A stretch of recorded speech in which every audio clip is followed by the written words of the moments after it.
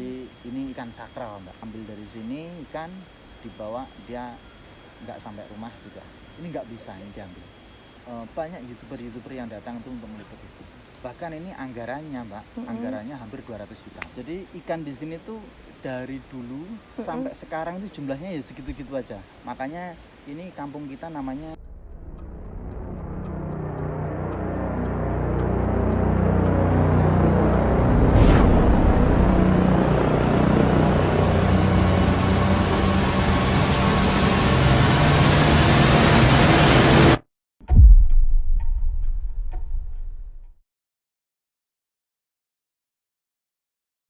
Halo Sobat Safari Pariwisata, perkenalkan saya Aldesya Nisa Zafira, mahasiswa pariwisata Universitas Brawijaya Malang.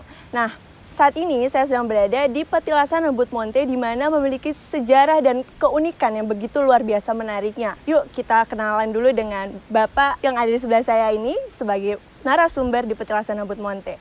Halo Bapak, selamat siang. Selamat siang Mbak Nisa ya. Jadi teman-teman Sobat Safari Pariwisata, saya sedang bersama dengan Bapak Yoga selaku Sekretaris Paguyuban yang ada di Kabupaten Blitar. Sobat Safari pada penasaran nggak sih apa aja keunikan yang ada di Petilasan Rembut Monte? Jadi begini Bapak, ada beberapa pertanyaan yang ingin kami tanyakan ke Bapak. Yang pertama saya ingin bertanya nih Pak, apa sih sejarah terbentuknya Petilasan Rembut Monte ini sehingga sebelumnya juga kan Petilasan Rembut Monte ini sebagai cagar budaya. Bisa diceritakan sedikit nggak Pak sejarahnya tuh gimana? Jadi kita ditetapkan sama pemerintah menjadi cagar budaya ya. Cagar budaya itu adalah warisan kebudayaan. Jadi di sini sudah dari sejak zaman resi-resi tua Pulau Jawa, petilasan ini sudah ada. Jadi lebih tepatnya di sini itu sebagai mungkin saat itu di sini menjadi tempat persinggahan atau tempat pertapaan ya gitu ya, para resi tua Pulau Jawa. Jadi ini semenjak sebelum zaman Kanjuruan ini sudah ada. Tapi cuman sejarah tertulisnya belum ada di sini. Nah, seperti itu. Tapi di sini sekarang sudah mulai kita gali sejarah-sejarah itu. Ya, kemungkinan ini bisa kita ceritakan lebih detail. Baik. Apa sih Pak upayanya dari pengelola Petilasan Rembut Monte untuk mengenalkan ke Indonesia Raya bahwa di Blitar tuh ada nih Petilasan Rembut Monte? Bagaimana upayanya? Upayanya satu, kita membentuk paguyuban. Artinya di situ kita edukasi warga sekitar tentang menyadarkan bahwa ini loh kita punya warisan budaya yang sangat luar biasa. Di sisi lain di situ juga ada cagar alam yang luar biasa juga seperti mata air biru toska, mata air raksasa itu ya. Terus ada ikan sengkaring, terus ada mata air 7 mata air di sini ada, Mbak. Boleh nggak Pak itu disebutin apa aja 7 mata airnya? Biar Sobat Safari Pariwisata tahu nih apa aja 7 mata air tersebut. Oke. Dari yang paling ujung itu ada mata air Jamburono. Itu ada air terjunnya Mbak, ada air terjunnya, itu namanya Grojogan Sewu Jamburono. Kemudian turun ada mata air Sendang Kamulyan. Lah itu mata air sangat besar sekali, kurang lebih sebesar yang di belakang kita, tapi di tengah sungai Mbak. Terus kemudian ada Sumber Canting. Canting. Ya, mata air Sumber Canting. Sumber itu kan mata air ya. Jadi namanya Sumber Canting. Sumber Canting itu jadi ini lokasinya kan bukit-bukit itu ya. Jadi mencekung gitu kayak canting itu semacam gayung kecil itu canting namanya. Kemudian ada Sumber Dandang. Yang ada di atas sana. Sumber Dandang itu di situ bisa mandi, di situ bisa selfie sama ikan koi, ada arung jeram, ada tubing. Bisa di situ atraksi banyak sekali. Terus ada Sumber Monte. Ini Sumber Monte di belakang kita ini. Nah, ini yang berapa ini? 5 ya. 5. Keunikan mata air Rambut Monte ini satu, warnanya biru toska. Biru toska. Terus mata airnya itu keluarnya dari tanah itu kerembul-kerembulnya itu sama lumpur. Nah, lumpurnya itu juga ini patut diteliti juga ini. Kenapa lumpur di situ kok nggak bisa campur butek ya airnya? Kok itu ada cerita singkatnya Pak? Mungkin nanti lebih tepatnya ada penelitian Mbak di situ. Kalau orang sini mungkin untuk saat ini ya melihatnya itu ya biasa seperti biasa, tapi itu saya yakin di situ ada sesuatu yang terpendam di situ ya. Itu satu. Yang kedua, mata air di sini secara spiritualis ya, sebagai jalan pintas ke Segoro Kidul, Mbak. Segoro Kidul. Segoro Kidul itu apa ya, Pak? Segoro Kidul itu pantai selatan, Mbak. Oh, berarti nyambung dari sini sampai sana. Iya, secara spiritualisnya kayak gitu ya. Terus ada lagi sumber rezeki itu, Mbak. Sumber rezeki. Ya, kenapa yang dijulukin itu sumber rezeki, Pak? Nah, konon ya ceritanya di sini tuh itu yang orang spiritualis, Mbak ya. Habis ngasih makan ikan dewa. Yang mitosnya itu sekali bawa makanan satu wadah itu harus habis, itu satu. Terus kedua, di saat kita datang ke sini, di situ melihat ikan sangat banyak sekali. Nah, itu melambangkan rezekinya banyak, Mbak. Akhirnya setelah dari sini biasanya ritualnya berakhir di bawah situ, di sumber rezeki. Terus ada lagi sumber yang di bawah sana, ada lagi yang terakhir ya, Pak, berarti. Yang terakhir yang ketujuh ya. Itu ada sumber pengasih itu, Mbak. Ada di sana. Nah, jadi di pintu luar Rambut Munte ini ada gapura itu ya, itu ada parkiran. Nah, parkiran itu ada kebun jeruk. Di selatannya itu di bawahnya kebun jeruk itu. Wah, menarik sekali. Jadi di sini sangat banyak sekali sumber. Makanya ini kampung kita namanya Sumber Munte ya. Sumber Munte. Julukan lain dari Rambut Munte itu kondangnya di sekitar sini itu Sumber Munte. Artinya sumber itu mata air, Munte itu murwal-murwal yang sangat banyak sekali.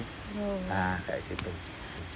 Wah, Sobat Safari Pariwisata, sangat menarik nih. Ada 7 sumber mata air yang ada di petilasan Rambut Munte ini. Ini ada lagi nih, Pak, cerita tentang bahwa di sini ada ikan dewa ya, bener. Ya, sini. ya. Dimana kalau misalnya ikan ini tidak bisa berkurang, tidak bisa juga bertambah. Gitu. Apa itu benar ya, Pak?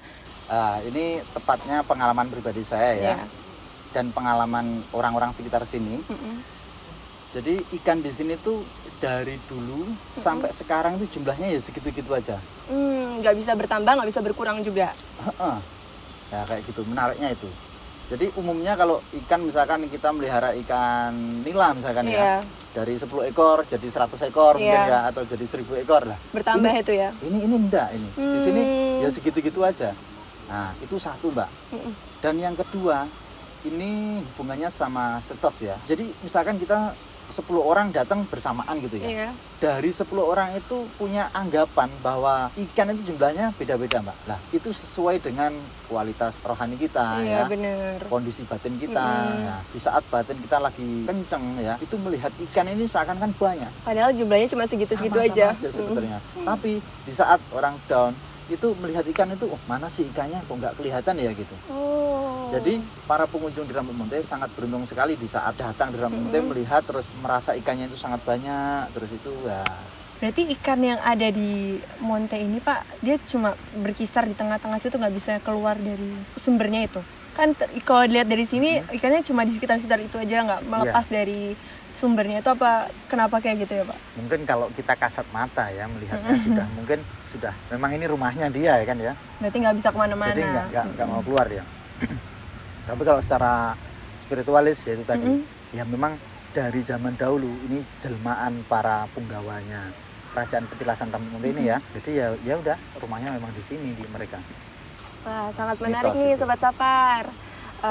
Terus benar nggak sih Pak yang tentang kalau kita mau mengambil ikan yang ada di mata air situ itu bakal membawa malapetaka kalau kita bawa pulang? Betul. Bagaimana ya Pak cerita singkatnya?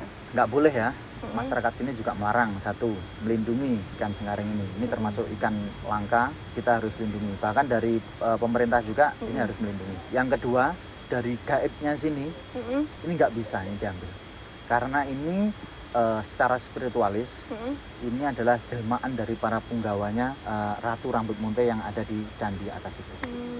Berarti ada hubungannya sama candi yang ada di atas itu ya Pak? Betul. Jadi kalau orang spiritualis di sini melihat ikan itu seakan-akan dia itu para punggawa. Kalau orang agamis mungkin bisa melihat itu dewa-dewa yang menjelma di situ. Jadi ini ikan sakral, Mbak, tak boleh. Ya? Jadi kalau ambil di sini benar-benar malapetaka. Dulu sekitar tahun 80-an ya kalau nggak salah, itu ada cerita yang turun-temurun. Itu yang ambil dari sini ikan dibawa, dia nggak sampai rumah sudah ada celaka di jalan. Macam itu. Oke Pak, pertanyaan terakhir nih Pak, Ya. tentang sejarah di Petilasan Rambut Monte ini. Apa benar masih ada keagamaan atau ritual-ritual yang dijalanin di Petilasan Rambut Monte? Karena pernah ada cerita kalau misalnya di Petilasan Rambut Monte ini kayak penyembelihan kambing atau apa dari masyarakat sekitar, apakah itu benar? Betul sekali Mbak. Kalau boleh diceritain sejarah singkatnya itu bagaimana ya Pak? Ya singkat aja ini ya. Iya. Jadi kita sangat menjaga sekali cagar budaya di sini. Kami dari pihak pemerintah desa, kami dari masyarakat, dari sesepuh ya, sesepuh warga adat di sini, di situ sangat dijaga erat sekali. Contohnya, misalkan di setiap tahun sekali itu ada bersih desa, Mbak. Bersih desa itu selamatan. Jadi kalau di Desa Gresik ini selamatan besar-besaran, Mbak. Ya, nah di situ nanti kita akan menyembelih kambing kendit. Nah nanti sambil selamatan di sini, sambil arak-arakan apa itu? Arak-arakan itu kayak karnaval ya. Kayak karnaval seni budaya. Jadi seluruh warga masyarakat Desa Gresik itu mengikuti menyembelih kambing selamatan di sini, dan kepalanya sama lulang apa itu kulitnya kambing kendit itu dilarungkan di sumber sini, di danau sini. Ya, itu salah satu kegiatan rutin per tahunnya, setiap tahunnya. Terus selamatan orang sekitar sini kadang-kadang ada yang syukuran, ada yang nyadran ya, semacam kayak pengukuhan kesenian budaya jaranan misalkan ya. Nah, itu nyadran. Nah, di sini selamatan juga. Terus ada lagi orang yang piton-pitonan bayi. Piton-pitonan itu apa ya Pak? Itu selamatan bayi apa ya gitu ya? Bayi yang baru lahir? Itu ada yang dibawa ke sini juga. Terus ada lagi orang yang punya nazar. Saya nanti kalau bisa begini akan selamatan di Rambut Monte, ya macam itu. Orang sekitar sini sangat mensakralkan sini dan sangat menjaga budaya sini. Kalau boleh tahu yang karnaval itu ada di setiap bulan apa atau ada tentatif gitu Pak? Di bulan Ruah, Mbak. Di Ruah itu bulan Jawa. Itu Jumat Legi bulan Ruah. Nah, di situ selamatan bersih desa. Itu rutin dilakukan setiap tahunnya. Itu wisatawan boleh melihat atau cuma warga sekitar aja yang boleh lihat? Bisa. Sangat ramai sekali, Mbak. Bahkan umum ya, dari berarti, luar kota, bahkan banyak youtuber yang datang tuh untuk meliput itu. Wah, keren, luar biasa. Keren. Ini mungkin menjadi selamatan bersih desa yang terbesar mungkin ya. Jadi dari pihak desa itu benar-benar mengalokasikan dana untuk bersih desa ini menjadi sebuah wisata rutinitas yang sangat luar biasa. Ada cerita lain nggak Pak dari karnaval di Desa Gresik sini? Keunikan, misalkan kita bahas keunikan karnaval itu aja ya. Jadi kayak ini bulan Ruah depan ini kita bersih desa bulan depan ini ya. Bersih desa itu kita mengundang dalang kondang Jawa Tengah. Terus kita ada campur sarinya juga dari dagelan nasional. Kita juga ada itu karnaval arak-arakan itu ya. Artinya itu membutuhkan dana yang sangat luar biasa juga. Bahkan ini anggarannya, Mbak, anggarannya hampir 200 juta. Untuk karnaval itu sendiri? Kegiatan bersih desa itu. Itu kegiatan budaya yang sangat hubungannya erat dengan desa ini dan Rambut Monte sini. Berarti para stakeholder itu mendukung bahwa adanya karnaval tersebut di Petilasan Rambut Monte? Sangat mendukung sekali. Gitu, ya. Jadi Gresik itu ya Rambut Monte ya Gresik ibaratnya gitu. Jadi menjadi satu. Istilah Jawanya di sini itu danyangannya Desa Gresik. Danyangan itu apa Pak? Danyangan itu kayak tempat sakral yang paling sakral di desa, dan di situ dulunya dihuni oleh yang babat desa ini. Ada nggak sih Pak peraturan-peraturan yang tertentu kalau berkunjung ke sini? Biar kalau sobat safari pariwisata mau berlibur ke sini tahu apa aja nih peraturan-peraturan yang harus ditaati saat berkunjung. Kalau berkunjung ke sini ya secara normatif aja ya, kita seperti berkunjung di tempat wisata yang lain, kita berlaku sopan gitu ya, semacam gitu-gitulah Mbak. Nggak ada peraturan khusus harus gimana-gimana, nggak ada. Mungkin Bapak boleh sepatah dua patah menyampaikan untuk Petilasan Rambut Monte. Bagi warga masyarakat yang ingin berlibur atau ingin menggali budaya Jawa, khususnya di Rambut Munte, atau yang ingin berwisata alam, menyatu dengan alam, monggo silakan datang ke Rambut Munte. Dan di sini kita sudah ada paguyubannya, jadi panjenengan warga semuanya tidak perlu khawatir di sini masalah keamanan, masalah pembayaran dan lain-lain, semuanya sudah ditata rapi ada di Kampung Wisata Rambut Munte. Oke, sahabat safari pariwisata, buat teman-teman semuanya yang ingin berkunjung, berwisata, tidak perlu repot-repot lagi, nggak perlu mikir mau kemana ya liburan besok, liburan tahun depan, liburan semester depan. Kalian bisa jadikan Petilasan Rambut Munte sebagai wish list untuk liburan bersama teman, keluarga, dan lain-lainnya. Untuk itu, buat teman-teman jangan lupa berkunjung ke Jawa Timur, tepatnya di Kabupaten Blitar, ke Petilasan Rambut Munte.